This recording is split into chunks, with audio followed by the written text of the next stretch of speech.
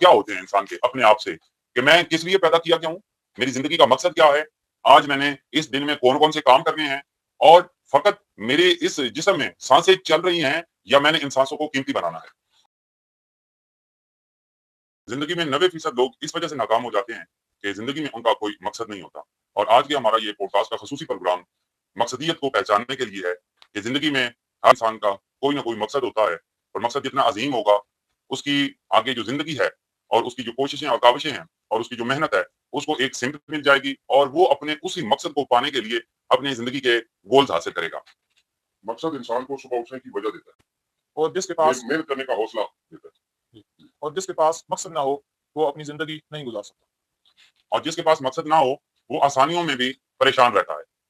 मकसद जिंदगी इंसान को एक लगन देती है, एक शऊर देती है, एक हिम्मत देती है, एक हौसला देती है, और मकसद जिंदगी इंसान की जिंदगी की सिमत मुतय्यन करती है।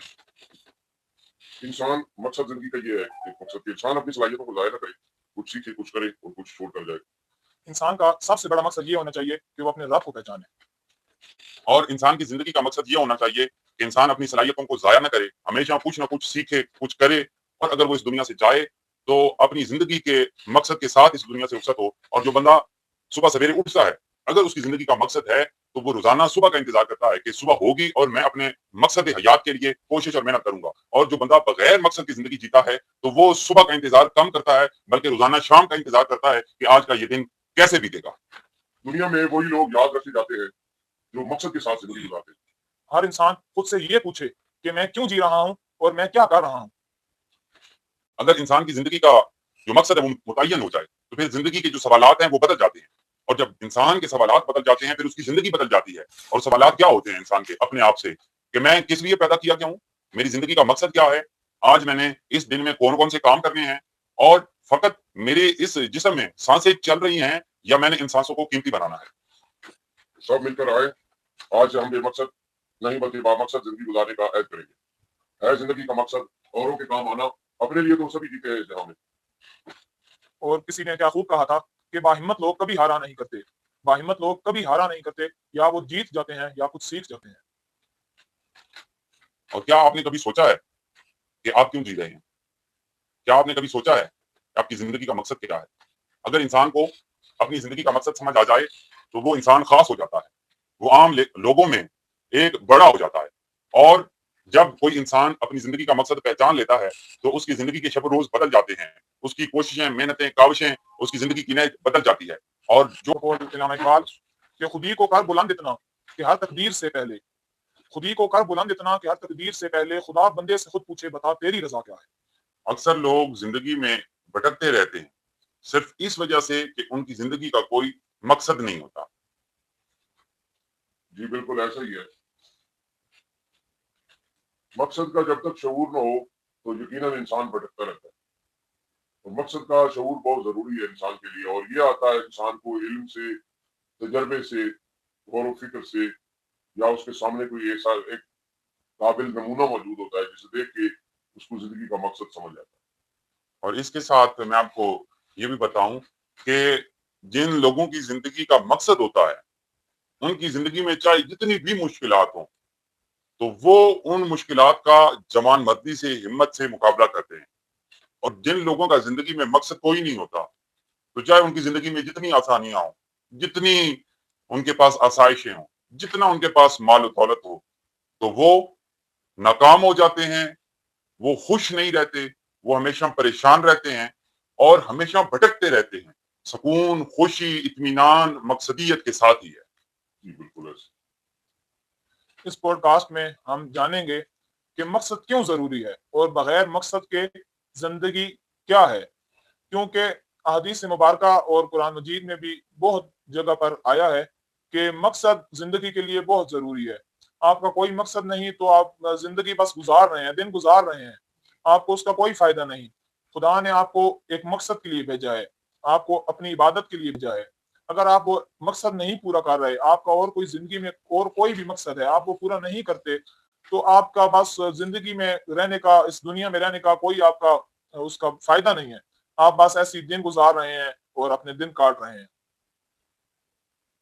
और सबसे जो अहम और जरूरी सवाल है کہ ہم اپنی زندگی کا مقصد کیسے تلاش کریں۔ اب دنیا میں اربوں کی تعداد میں، ارب گنتی کے اعتبار سے اربوں کی تعداد میں انسان موجود ہیں، مسلمان بھی ہیں، غیر مسلم بھی ہیں، دیگر مذاہب کے لوگ بھی ہیں، مذاہب کو ماننے والے بھی ہیں، ان کا انکار کرنے والے بھی ہیں، لیکن ہر ایک کا مقصد جدا جدا ہے،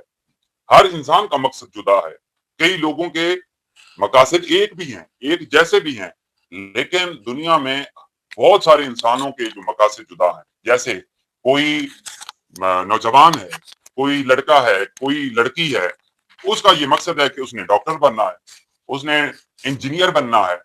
اس نے کمپیوٹر سائنٹسٹ بننا ہے، اس نے پروفیسر بننا ہے، اس نے لا کا پروفیسر بننا ہے، یا جو بھی اس کا مقصد ہے زندگی کا، وہ اسی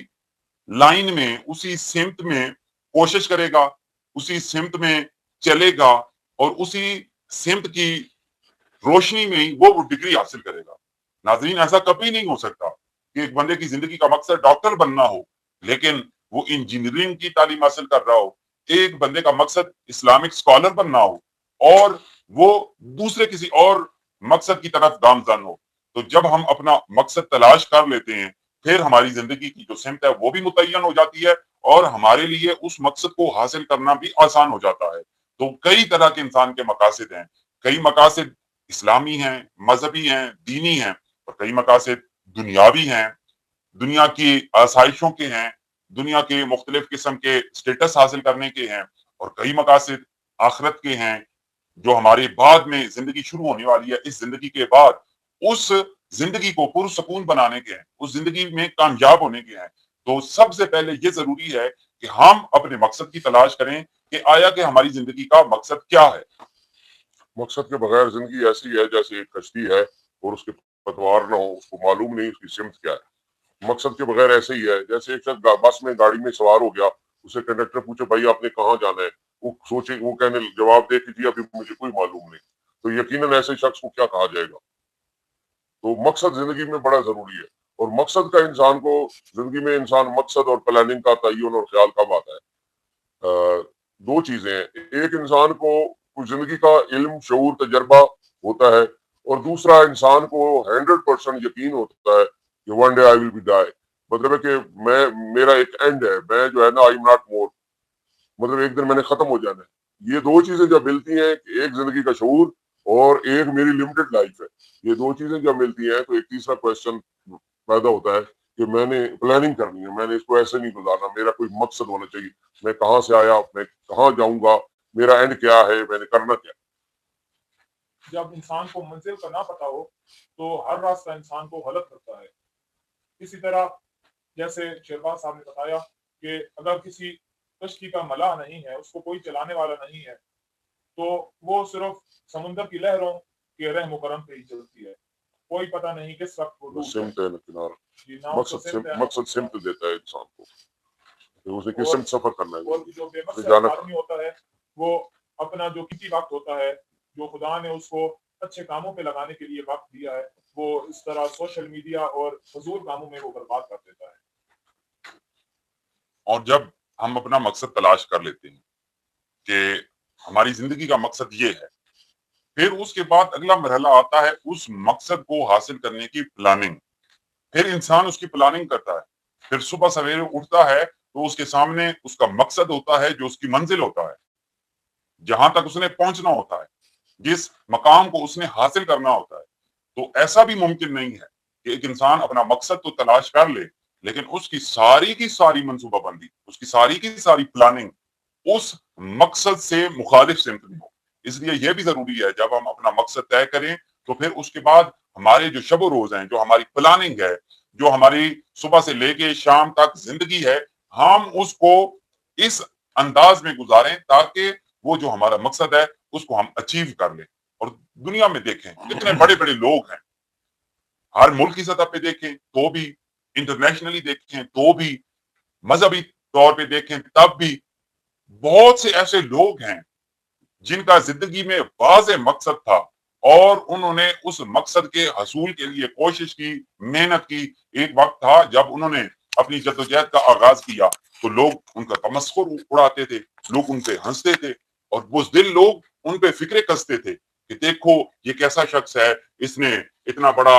مقصد اور اتنا بڑا اپنی ایک منزل کا تعین کر دیا ہے اور یہ تو کچھ بھی نہیں کر سکتا۔